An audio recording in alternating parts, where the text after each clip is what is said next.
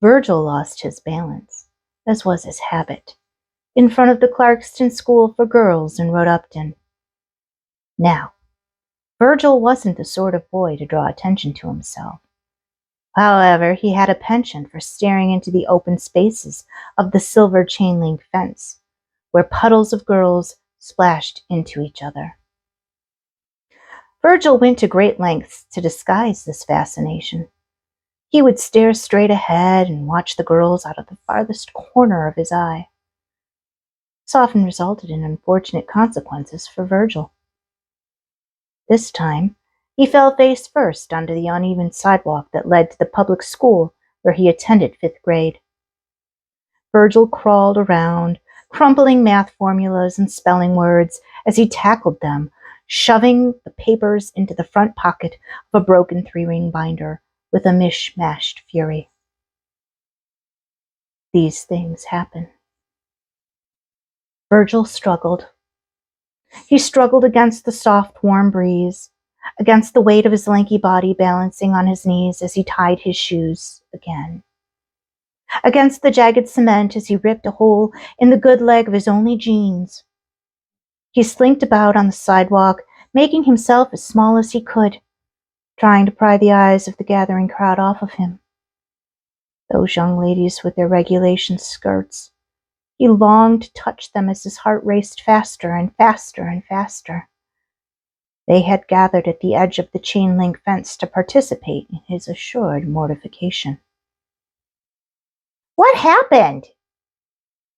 It was the pretty girl with the blonde hair. He could tell from the voice. "What a loser!" The brunette laughed loudly. "It went everywhere," the end of a painted fingernail shouted. The girls were giddy with delight at seeing him fail. Blood rose into his chest, to his neck, pooled around his ears, and rested along the tips of his cheek. Virgil's head spun. The girls' laughter went in and out like radio waves improperly tuned. There was no time to adjust the dials. Virgil was busy. He dared not blink. The tears clung to the lip of his eyelid, advancing and receding, advancing and receding. In the end, he did cry, and the girls went away. His awkwardness had bored them. His tears disgusted them. Virgil stood up and clutched his broken binder to his chest. He saw the last of his homework blow under the tire of a light blue tow truck and disappear.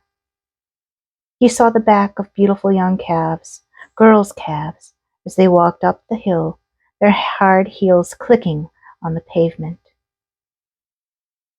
The last thing Virgil's mother Mary had taught Virgil before she left his father and vanished from their home forever was the word run.